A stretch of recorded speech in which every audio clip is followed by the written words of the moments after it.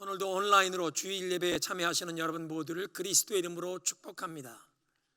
환난과 어려움의 시대를 살아가는 하나님의 백성들에게 사도 베드로를 통해 주시는 메시지를 우리가 함께 상고하며 은혜를 나누고 있습니다. 하나님께서 우리를 왕같은 제사장이요 하나님의 특별한 소유된 백성을 삼으셨기 때문에 이제 우리는 천국 시민답게 영원한 본향을 향해 이 순례의 여정을 가는 동안 세상과는 뭔가 다른 구별된 모습으로 살아가야 한다고 깨우치십니다. 이렇게 베드로 사도는 이제 예수 그리스도의 이 모범을 따라가라고 권면하시는데 2장 11절부터 이 3장 중반까지 네 분야에서 그리스도를 따라가는 모습에 대해서 말씀을 하십니다. 첫째는 국가의 지도자들과 통치자들을 대하는 자세로, 두 번째는 종과 주인의 관계, 이것을 우리 현대인들에겐 직장에서 우리 고용주를 대하는 그런 자세로 생각할 수 있는데요. 세 번째는 가족 관계, 네 번째는 형제를 대하는 자세, 교회 안에서 성도들의 관계를 다루십니다. 제일 먼저 오늘 이 11절 12절에서 대인 관계의 일반적인 원리를 말씀하시는데, 천국 시민답게 살기 위해서 육체의 정욕을 물리치고 선을 행하라고 하십니다. 그리스도인들은 하나님의 택하심을 받았지만 이 세상을 사는 동안 나그네, 거류민처럼 살아가는 것이라고 상기시키십니다. 이 세상이 우리의 집이 아니라 천국이 우리가 돌아갈 본향집이기에 외국에서 잠시 체류하는 나그네처럼, 타향살이하는 거류민처럼, 요즘 우리식으로 표현하면 이주민 노동자처럼 우리의 마음이 항상 천국을 향하며 살아가야 한다는 것입니다. 그러기 위해서는 영혼을 거슬려 싸우는 육체의 정욕을 제어하라. 여기에 이 육체의 정욕이라는 말씀, 영어 성경에 sinful desires, 죄에 오염된 우리 육에 속한 욕구들을 물리쳐라, 거부해라 말씀하십니다. 우리 육체의 본능들 그 자체가, 필요한 자체가 잘못된 것은 아닙니다. 목이 마르면 물을 찾게 되는 갈증, 배가 고프면 음식을 찾는 이 배고픔, 식욕, 자연적인 욕구들입니다. 그런데 아담의 범죄 이후에 인간의 욕구들이 죄의 오염이 되어 왜곡된 모습으로 잘못된 방향을 향해 인간의 욕구가 흐르게 되었습니다. 육체의 본능만 아니라 우리 인간의 오염된 정서, 그래서 우리 인간의 이 심성의 흐름까지도 타락한 모습으로 표출이 된다는 것입니다. 그래서 우리의 영혼을 대적하여 싸우는, 우리의 영혼을 파멸로 가져오는 방향으로 이 죄에 물든 욕구와 충동이 일어나기에 영혼을 대적하여 싸우는 이 육체의 정욕이라는 것입니다. 물리쳐야 한다고 말씀하십니다. 죄는 죽음을 가져오는데 먼저는 우리 영혼의 죽음, 하나님과 단절을 가져옵니다. 뿐만 아니라 그 죄가 점점 자라고 커져서 우리의 삶을 다스리며 파멸을 불러오는 것입니다. 그리고 그 죄가 공개적으로 드러날 때는 수치와 불명예를 당하고 사회의 법을 어긴 경우에는 형벌을 받게도 됩니다. 지난 수년간 대한민국에서 고위 공직에 있던 인물들이 죄가 공개되면서 따라오는 그 수치와 불명예를 감당하지 못하고 극단적인 선택을 하는 아주 안타까운 그런 경우가 몇 번 있었습니다. 죄가 육신의 죽음을 가져온 것뿐만 아니라 그동안 살아왔던 그 삶에 어떤 선한 일이 있었을지라도 그런 선한 공적이 다 무너졌습니다. 죄가 한 영혼의 파멸만 가져온 것이 아니라 온 가족과 사회에 큰 고통과 아픔을 가져온 모습입니다. 이렇게 영혼의 파멸을 불러오는 죄에 오염된 육체의 정욕을 제어해라, 물리쳐라. 그런데 이런 육체의 정욕을 제어하고 물리칠 힘이, 능력이 어디에서 옵니까? 인간의 자기 절제 능력만으로는 한계가 있고 불가능합니다. 교육을 통해 바른 생각과 행실을 가르치는 것만으로 인간을 덕스러운 존재로 만드는 인간 개조가 가능했다면 인간의 자력 구원이 가능했을 것입니다. 그런데 인류 역사를 살펴보면 교육과 교양, 이 인격 수련이 도움은 되지만 제한적입니다. 재물과 명예와 권세를 얻은 사람들의 타락된 역사가 증명합니다. 가장 교육이 발전된 나라와 민족들이 전쟁을 일으키고 인류에 큰 피해를 끼쳤던 그 전쟁의 역사와 문명의 타락의 역사가 이런 한계성을 증명합니다. 예수 그리스도 안에서 거듭난 사람에게 하늘의 하나님께서 부어주시는 성령의 능력을 온전히 의지할 때 죄에 물든 이 육체의 정욕을 물리치고 깨끗하고 경건한 거룩한 삶으로 나아갈 수 있는 줄로 믿습니다. 이렇게 죄악된 정욕을 물리치고 12절에는 이방인 중에서 선한 행실로 살아서 그리스도인들이 악행한다고 비방하는 자들이 결국에는 하나님께 영광을 돌리게 하라고 말씀하십니다. 베드로 사도가 이 편지를 쓰던 그 로마 제국 시대에는 초대교회 그 성도들이 많은 비방을 받았습니다. 로마 황제를 숭배하는 그 신전 숭배 제사에, 로마 황제 숭배하는 신전 제사에 참여하지 않았기 때문에 제국에 충성하지 않는다는 비방을 받았습니다. 로마 시민들이 받아들일 수 없는 이상한 관습을 전한다고 빌립보에서 전도를 하던 바울이 그 귀신을 쫓아내었더니 그 귀신 들린 여종의 주인들이 로마 사람들은 우리가 받아들일 수 없는 이상한 관습을 퍼뜨린다고 그렇게 공격했습니다.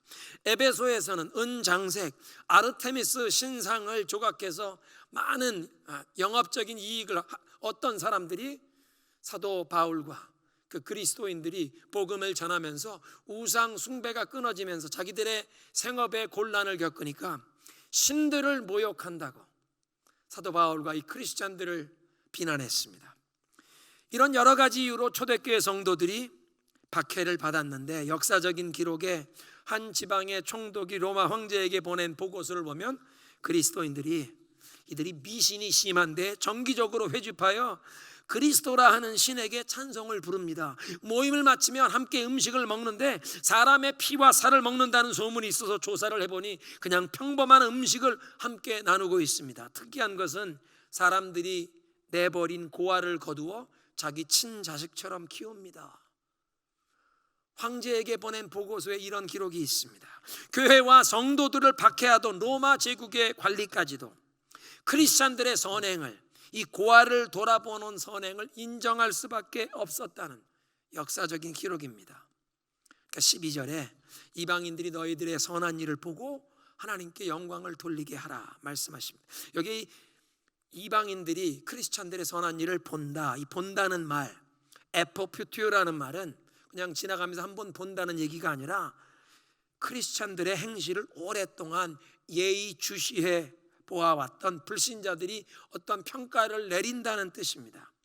단회성인 행사가 아니라 오랜 기간 동안 꾸준하게 지켜보아왔다는 것입니다. 어떻게 살아왔는지 그 삶의 열매를 목격한 사람들이 결론을 내린다는 의미입니다. 오늘 예배의 부름은 예수님께서 산상수훈에 하신 말씀입니다. 너희는 세상의 빛이라. 예수님이 세상의 참 빛이신데 그 예수님을 믿고 예수님과 연합한 사람은 예수님의 생명을 공유하게 되면서 우리도 세상의 빛, 작은 불빛이 된다고 말씀하십니다. 지난주에 예수님께서 산 돌, 리빙 스톤이 되셔서 예수님께 나오는 자는 살아난 작은 돌들, 리빙 스톤스가 된다는 말씀과 동일한 원리인데요. 그 예수님께 나와 그 빛을 받아 우리도 세상에 빛이 된다는 것입니다. 그리고 그리스도인들의 선한 행실이 어두운 세상을 밝히는 빛이라고 하십니다. 이와 같이 너희 빛을 세상 사람들 앞에 비치게 하여 저들로 너희의 착한 행실을 보고 하늘에 계신 하나님께 영광을 돌리게 하라. 이런 예수님의 말씀 때문에 역사적으로 복음이 전파되는 곳마다 선행을 실천했습니다. 고아와 과부들을 돌보았고 여성들을 교육하면서 여성의 인권과 지위를 향상시키는 일을 선교사와 교회들이 감당했습니다. 사회의 소외계층을, 국가도 돌보지 않는 장애우들과 빈민층에게 사랑의 손길을 펼치는 일을 아름다운 교회가 세워지는 곳마다 시대마다 감당해 왔다는 것입니다. 코로나 팬데믹으로 오늘날 세계 어느 나라에도 어려움을 경험하지 않는 곳이 없습니다. 수많은 나라에서 그런데 우리 선교사님들과 교회들이 사회의 소외계층과 빈민들을 돕고 있습니다. 그래서 우리 교회에서도 후원하는 선교사님들을 통해서 남인도에서, 남아프리카 공화국에서, 터키에서 이 난민촌에, 또 동남아시아에 이 빈민들을 돌보는 사역에 우리도 힘을 보탠 바 있습니다. 오늘날 미국에서는 코로나 이 팬데믹과 대통령 선거가 맞물려서 이 정치적인 쟁론 때문에 많은 교회들이 어려움을 당하는 이웃을 사랑으로 돕고 보살피는 이 선한 일을 힘쓰고 있지만 이것이 별로 사회에 그 지목을 받지 못하는, 널리 알려지지 못하고 있는 상황입니다. 베드로 사도는 성도들이 선행으로 살아서 우리의 이 선행을 보고 불신자들이 하나님께서 찾아오시는 날에 하나님께 영광을 돌리게 하라고 말씀하십니다. 개역 성경에 오시는 날에, 영어 성경에는 Day of Visitation이라고 번역했는데요, 하나님께서 찾아오시는 날을 이사야서에서는 심판의 날을 뜻했습니다. 그런데 이 신약의 복음서를 보면 하나님께서 찾아오실 때 회개와 구원의 역사가 임하는 은총의 날, 구원의 날이 되기도 하는 것입니다. 예수님께서 갈릴리 바닷가에 베드로의 그 배를 찾아오신 날, 베드로가 예수님을 따르는 제자로 부르심을 받았습니다. 요한과 야고보도 예수님의 제자로 부르심을 받은 날이 되었습니다. 사마리아의 우물가에 그 여인을 찾아가신 그날, 그 여인에게, 그 사마리아 마을에 구원이 임한 날이 되었다는 것입니다. 오시는 날, 주님께서 구원으로 찾아오시는 날. 그러니까 성도들의 선행과 선한 삶이 불신자가 예수님께 한 발자국 더 가까이 나아가는, 복음을 향해 그 마음이 문이 열리게 되는 그 하나님의 구원의 역사에 쓰임받는 아름다운 도구가 되게 하신다는 것입니다. 성도의 선행을 통해 구원의 역사에 하나님의 동역자로 쓰임받을 수 있다고 하십니다. 13절부터 국가 제도와 이 권세자들을 대하는 태도를 말씀하시는데, 천국 시민답게 살아가는 이 성도가 선행을 실천해야 할 첫 번째 분야로 인간의 모든 제도에 순복해라. 현대인의 성경에는 국가의 모든 제도와 통치자와 관리들에게 순복하라. 그렇게 하는 것이 주님을 위하는 것이라고 말씀하십니다. 정당하게 합법적으로 세워진 국가 제도와 통치자들을, 이 권위를 인정하고 순복하는 것이 가장 많은 사람에게, 최다수의 국민에게 가장 많은 유익함을, 선을 끼치게 되기에 권위자들에게 순복하라는 것입니다. 또 이렇게 사회의 질서가 안정되고 평안함 가운데 하나님의 선하신 뜻이 펼쳐갈 수 있기에 교회와 성도가 국가를 위해 기도하고 법과 질서를 준수하는 모범을 보이라는 것입니다. 그런데 베드로 사도가 이런 내용의 편지를 기록할 당시에 통치자는 로마 제국의 역사에서도 포악하기로 악명 높은 네로 황제였습니다. 주후 54년에서 68년까지 14년간 통치하는 기간 동안 수많은 정적을 암살했고, 가족과 친지들까지도, 친자식까지도 의심이 가면 가차없이 제거해 버렸습니다. 로마시의 그 대화제를 기독교인들의 책임으로 돌려서 대대적인 박해를 했던 인물입니다.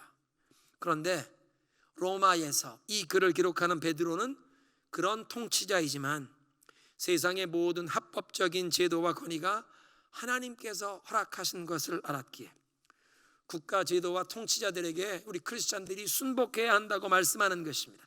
물론 하나님의 법도에 어긋나지 않는 범위에서 순종하라는 말씀입니다. 예수님께서 가이사의 것은 가이사에게, 하나님의 것은 하나님에게 바치라는 말씀하신 것도 세상의 권위자들의, 권세자들의 그 권위를 인정하지만 한계가 있음을 밝힌 것입니다. 하나님의 것을 가이사가 주장하거나 월권하려고 하면 우리는 순복할 수 없다는 것입니다. 국가 제도가 하나님의 법도를 어기는 것을 강요할 때는 순종하면 아니 된다는 것입니다. 베드로 사도도 이런 원리를 잘 알고 있었습니다. 사도행전 5장 이하에 있는 말씀을 보면 사도들이 복음을 전하다가 그리스도의 이름을 증거하다가 사내들인 공회 앞에 붙잡혀서 끌려가게 되는데, 나사렛 예수의 이름으로 다시는 전도하지 말라는 위협을 받을 때 베드로는 그들 앞에 답변했습니다.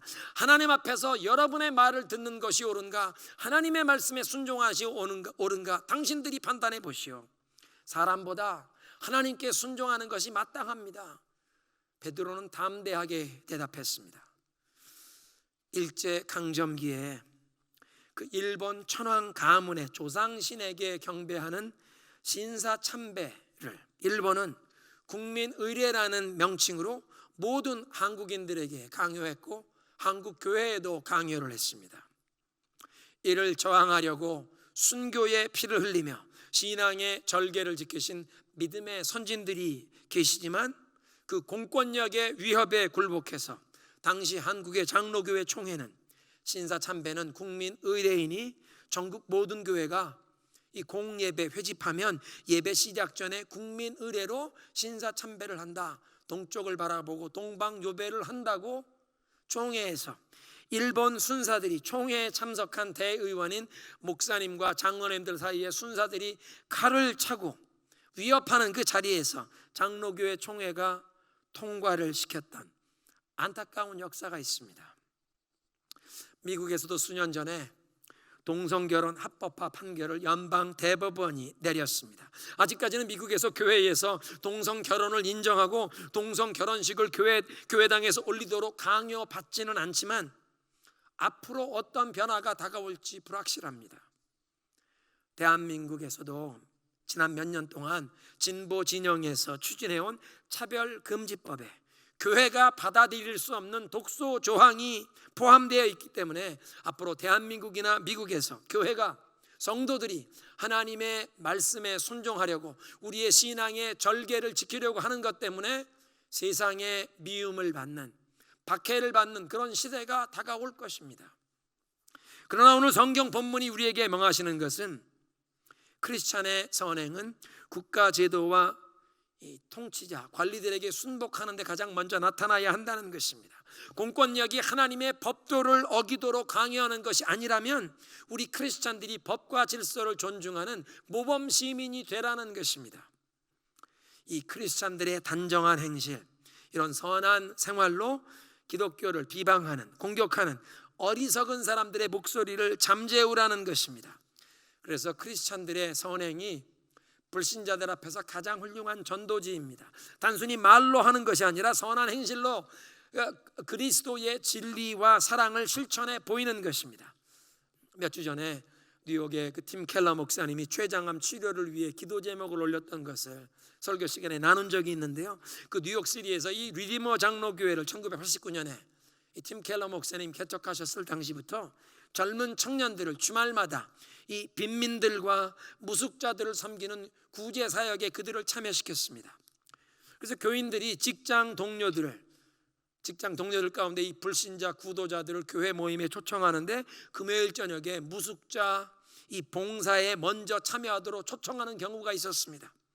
그렇게 크리스찬들이 사랑으로 불우한 이웃들을 돕는 그 사랑으로 봉사하는 현장에 참여한 후에 마음이 열린 사람이 주일에 대학 강당에서 모이는 그 예배에 참석해서 복음을 듣고 예수님을 믿게 된 경우가 아주 많았습니다. Little Lights, 작은 불꽃이라고 하는 지역사회 선교단체를 하나 소개하기를 원합니다. 미국의 수도 워싱턴 DC에 흑인 지역에서 태권도장을 운영하는 한국인 관장님의 아들이 대학교에 다니는 동안 예수님을 진하게 만났습니다. 믿음이 뜨거워졌습니다. 불우한 이웃을 돕고자 하는 마음이 생겼는데 특별히 아버지가 운영하는 그 태권도장이 위치한 동네 주변에 불우한 흑인 어린이들과 청소년들을 돕고 싶은 마음이 일어났습니다. 그 대학교 캠퍼스 펠로우십에서 연결된 우리 한인 크리스천 학생들을 자원봉사 교사로 모집해서 아버지 태권도장 그 공간을 이용해서 여름방학에 캠프를, 마치 여름 성경학교 하듯 캠프를 진행했습니다. 한 번 단회성 행사로 하는 것이 아니라 그 열악한 가정 환경을 둔 이 흑인 밀집 지역의 어린이들과 청소년들이 범죄에 빠지지 않고 학업을 계속해서 더 나은 삶으로 나아가도록 그들을 돕고자 하는 마음으로 방과 후 프로그램을 개설하길 원했습니다. 캠퍼스 펠로우십의 그 친구들을 통해서 크리스찬 대학생들을 교사로, 자원봉사하는 교사로, 1년씩 인턴십을 하는 교사로, 어떤 청년들은 대학을 졸업하면서 1년, 2년을 헌신하고 urban ministry, 도심 빈민 지역의 선교사로 헌신하여 자기 교회의 후원을 받아서 그 워싱턴 DC 빈민 지역의 아파트에 서로 룸메이트를 하며 그 동네로 이사 들어갔습니다. 지역의 흑인 교회들과 연결이 되어서 방과 후 학교, 방과 후 프로그램이 계속되었습니다. 벌써 20여 년간 이 도심 빈민 지역의 선교 사역을 계속 감당하고 있는데, 태권도 관장님의 아들, 한인 2세 청년이 그 선행을 위한 마음의 소원, 헌신, 비전을 실천하면서 아름다운 열매를 맺은, 그래서 오늘날은 이제 세계 여러 곳에서 크리스천 젊은이들이 지원을 해서 인턴으로 함께 지원하여 참여하는 훌륭한 도시 빈민 섬기는 지역사회 선교단체가 된 것입니다. 크리스찬의 선행이 가장 훌륭한 전도지라는 것입니다. 그래서 16절에 말씀하십니다. 너희는 자유가 있으나 그 자유로 악을 가리는 데 쓰지 말고 오직 하나님과 하나님의 종과 같이 살라. 크리스찬에게 참된 자유란 하나님을 섬기고 하나님의 뜻을 행할 수 있는 자유를 뜻합니다. 사람이 하고 싶은 대로 자기 마음대로 행하는 것은 자유가 아니라 방종입니다. 기차는 선로 위를 달려야 빨리 가고 멀리 갈 수 있습니다. 기차가 선로를 벗어나면 전복 사고가 나고 달리지 못하는 것입니다. 선로 위에 있으면 기찻길이 연결된 것을 통해 세계 어느 곳이나 달릴 수 있습니다. 그래서 인간에게 참된 자유는 창조주 하나님께서 세우신 그 법도 안에서 누리는 자유라는 것입니다. 내가 아무런 상전도 섬기지 않고 내가 보스가 되어 내가 주인 노릇하는 인생이 자유로운 것이 아니라 섬기는 대상이 바뀌어서 하나님을 섬기는 종으로 살아가는 것이 참된 자유인이라는 것입니다. 이 하나님을 섬기는 종으로 살아가는 것을 실천하는 4가지 모습을 17절에 말씀하십니다. 모든 사람을 존중하며 믿음의 식구들을 사랑하며 하나님을 두려워하며 왕을 공경하십시오. 모든 사람이 하나님의 형상대로 지음을 받았기에, 또 모든 사람이 하나님의 은혜로 죄의 굴레에서 벗어나고 구원받아 그 망가진 하나님의 형상이 회복되어야 하기에 모든 사람을 존중하라는 것입니다. 신분, 지위, 고하를 막론하고 빈부, 귀천 상관없이 모든 사람을 존중하라. 그리고 형제를, 믿음의 식구들을 사랑하라고 하십니다. 그리스도 안에서 하나님의 자녀가 되었기에 크리스찬들이 서로를 사랑하게 된 것입니다. 그리고 하나님을 두려워하는 마음으로, 하나님을 경외하는 마음으로 행하라. 하나님은 만홀히 여김을 당하지 아니하시니 사람이 무엇으로 심든지 그대로 거두리라 말씀하십니다. 항상 하나님을 경외하는 마음으로 행하면 주님을 신뢰하는 자를 결코 부끄러움을 당치 않게 하실 줄로 믿습니다. 그리고 왕을 공경하라. 로마서 13장에 보니까 모든 위에 있는 권세에 복종해라. 세상에 있는 모든 권세가 하나님께로부터 온 것이라. 그러니까 눈에 보이는 세상의 권세자들을 순종하지 않는 것은 그 권세자들을 세우신 하나님께 순종하지 않는 것이라고 사도 바울은 말씀하십니다. 공권력이 하나님의 법도를 어기는 것을 강요하지 않는 한 모든 국가 제도와 통치자들에게 순복하고 법과 질서를 준수하는 선한 삶으로 우리를 지켜보는 불신자들 앞에서 복음의 증인으로 살아가라고 말씀하십니다. 세 번째로 이제 18절부터 주인을 대하는 태도를 말씀하시는데요, 베드로 사도나 바울 사도 그리고 신약 성경을 기록한 어느 사도도 노예 제도가 잘못된 것이라고 정죄하거나 지적하지 않습니다. 아니 어찌 그럴 수 있는가 현대인들이 질문할 수 있는데요, 성경이 노예 제도를 직접적으로 정죄하지는 않지만 역사가 흘러 18세기에 전 세계적으로 이 노예 제도 폐지 운동을 일으킨 그 씨앗이 다 성경 안에서 나온 것입니다. 고대 사회에서 노예들의 반란이 성공한 사례는 없었습니다. 그리고 오랫동안 세계 각처의 다른 모든 문명권에서 대부분의 경제 체제가 노예의 노동력에 크게 의존하는 시스템이었기 때문에 그 고대 사회 구조상 노예 제도 폐지가 불가능했을 것입니다. 세월이 흘러서 18세기 1700년대 말에 영국의 윌리엄 윌버포스 같은 이 크리스찬들이, 특별히 퀘이커 교파의 크리스찬들이 노예 제도 폐지를 일찍부터 앞장섰는데, 윌버포스는 영국 의회의 의원이 되어서 먼저는 노예 무역 폐지하는 법안을 위해서 20년간 노력했고, 그 윌버포스의 50년의 수고를 통해서 영국 의회에서 노예 제도가 폐지가 되었다는 것입니다. 미국에서는 남북 전쟁 기간 동안 아브라함 링컨 대통령이 1800년대 말에 노예제도 폐지를 발표하게 되었습니다. 이런 역사적인 배경 때문에 로마 제국 시대에 다양한 계층과 신분의 교인들을 목양하던 이 사도들이 성도들에게 제시한 영적인 원리는 하나님께서 여러분을 부르셨을 때 어떤 신분으로 부르심을 받았든지 그 부르신 자리에서 하나님을 경외하는 마음으로 성실하게 살라. 종의 신분이라면 자유함을 얻을 수 있을 때까지 그 종의 신분으로도 항상 긍정적인 자세, 마음가짐으로 열심히 일하면서 주인에게 인정을 받으라고 가르치신 것입니다. 고대 사회에서 집안에서 열심히 성실히 일하던 종을 주인의 호의로 자유를 얻게 하거나 종이었던 아들을 양자로, 종이었던 사람을 양자로 입양한 그런 케이스도 있습니다. 또는 자신이 이 종이 열심히 일해서 자신이 저축한 돈으로 자유를 사는 경우가 있었다는 것입니다. 그래서 오늘 본문에 언급하시지만 주인 중에는 종이 비록 낮은 신분이지만 가족의 일원으로 따뜻하게 대해주는 관대한 좋은 선한 사람이 있는가 하면 종을 단순히 사유재산 정도로 여기고 지극히 비인격적으로 대하는 까다로운 주인도 있었습니다. 그런 상황일지라도 사회의 모든 합법적인 제도와 질서에 순복하는 자세로 행하라는 이 가르침의 연장선상에서 종이 주인에게 순종하라고 가르친 것입니다. 이 18절부터 20절에 종이 주인을 대하는 태도를 오늘 우리 현대 사회에서는 직장 생활을 하는 직장인들이 고용주를, 직장 상사를 대하는 자세에 적용하는 말씀으로 우리가 이해할 수 있습니다. 직장에서 상사에게 순복해라. 까다로운 상사에게도 순복하고 존중해라.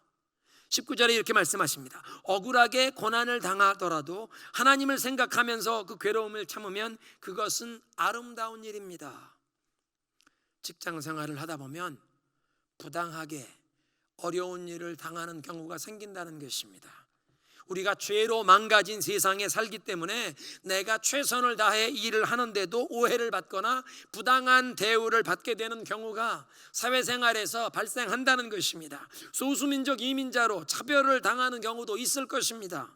그런 상황에서도 하나님을 생각하면서 괴로움을 참으면 하나님 보시기에 아름답다고 하십니다. 지금 내가 당하는 이 부당한 억울한 고난을 하나님께서 다 보고 계시고 하나님께서는 알고 계시다.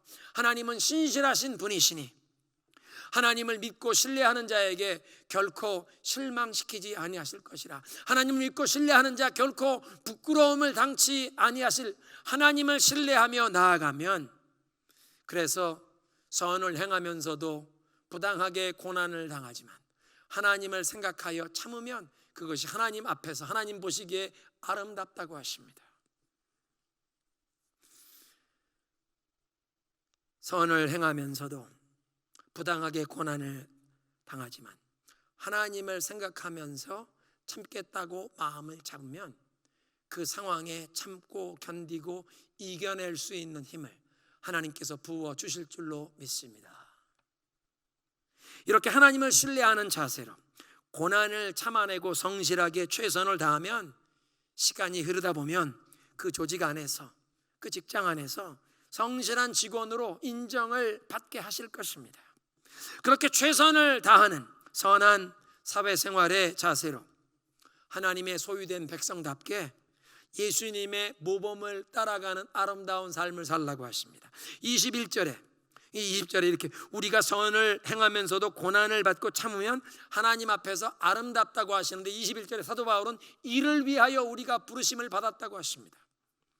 하나님의 택하심을 받고 구원받아서 하나님의 특별한 소유된 백성으로 살아가게 된 우리에게는 선을 행하면서도 부당하게 고난을 받고 그런 고난 가운데서도 참으며 인내하는 것이 우리를 부르신 하나님의 계획 안에 포함되어 있다고, 또 그렇게 우리가 살아가도록 예수님께서 우리 앞에 먼저 본을 보여주시고 그 발자취를 따라오게 하신다는 것입니다. 21절 이를 위하여 너희가 부르심을 받았으니 그리스도도 너희를 위하여 고난을 받으사 너희에게 본을 끼쳐 그 자취를 따라오게 하려 하셨느니라. 친히 나무에 달려 그 몸으로 우리 죄를 담당하셨으니 이는 우리로 죄에 대하여 죽고 의에 대하여 살게 하려 하심이라. 21절부터 25절까지는 이사야 53장 고난받는 종의 노래입니다. 선을 행하고 고난을 받는 여호와의 종에 대해 예언을 하는 이사야 선지자의 예언의 말씀을 지금 사도 베드로가 인용하고 있습니다. 예수님께서 죄가 없으신 거룩하신 하나님의 아들이신데도 선을 행하시고 고난받는 하나님의 종이 되셔서 이제부터 예수님을 따르는 모든 하나님의 백성들의 그 역사의 흐름에 경험하는 모든 억울한 고난을 비극에서 특권으로 바꿔 놓으셨다는 것입니다. 이제부터 예수님을 믿고 따르는 사람들이 부당하게 고난을 받지만 예수님을 생각하면서 참으면 그 억울하게 고난을 당하는 것이 예수 그리스도의 고난에 동참하게 되는 영광스러운 특권이 되게 하셨다는 것입니다. 그래서 그리스도인들이 선을 행하면서 부당하게 고난을 당하는 것은 더 이상 비극이 아니라 예수 그리스도의 고난에 참여하는 특권이 되었다고 하십니다. 그리고 24절에 말씀하시는데 예수님께서 친히 나무에 달려 몸으로 우리 죄를 담당하신 것이 우리의 죄를 사하시고 우리를 하나님 앞에 신분이 변화된 의인이 되게 하시는 칭의의 역사만 허락하신 것이 아니라 이는 우리로 죄에 대하여 죽고 의에 대하여 살게 하려 하십니다. 성화의 길을 열어 놓으셨다는 것입니다. 죄에 대해서는 죽고 의에 대해서 하나님 앞에 우리의 삶을 의의 도구로 드릴 수 있는 그 성화의 은총에 들어갈 길이 열렸다는 것입니다. 포지셔널 sanctification, 우리의 위치적인 성화라고 하는데 영적인 신분상 이제 의인으로 살아갈 길이 열렸다는 것입니다. 죄에 대해서는 죽고 하나님에 대해 의에 대해 살아난 의인으로 살아가는 성화의 길이 열렸다. 오늘 말씀을 정리하겠습니다. 우리에게 육체의 정욕을 물리치고 선을 행하며 살라고 하십니다. 성령의 능력을 온전히 의지해야만 가능한 일입니다. 그 선행의 첫 번째 모습으로 모든 국가 제도와 통치자들에게 사회의 법과 질서를 준수하는 모범 시민이 되라고 하십니다. 하나님의 법도에 어긋나는 것을 강요받지 않는 한 우리 크리스찬들은 법과 질서를 준수하는 모범 시민이 되어야 한다고 하십니다. 그 다음엔 종과 주인의 관계를 말씀하시는데 까다로운 주인에게도 순복해라. 까다로운 직장 상사에게도 순복해라. 선을 행하다가 고난을 받을지라도 하나님을 생각하면서 참으면 그것이 아름다운 것이다. 예수님께서 우리를 위해 선을 행하면서도 고난을 받으시는 본을 보여주셔서 이제 그 발자취를 따라오게 하셨기에 크리스찬들이 선을 행하다가 부당하게 고난을 받게 되는 것은 비극이 아닙니다. 더 이상 억울한 비극이 아니라 주님을 생각하면서 참으면 예수 그리스도의 고난에 동참할 수 있는, 또 성화에 더욱 깊이 들어가게 하는 하나님의 은총의 역사인 줄로 믿습니다. 우리 함께 기도하시겠습니다. 하나님, 성령의 능력을 의지해서 우리의 영혼을 거슬러 싸우는 이 육체의 정욕을 다 물리치게 하옵소서. 무엇보다 법과 질서를 잘 준수하는 모범 시민으로 선한 행실로 살면서 세상 사람들 앞에 우리의 삶의 모습이 행실이 정말 가장 훌륭한 전도지와 같은 삶이 되게 하옵소서.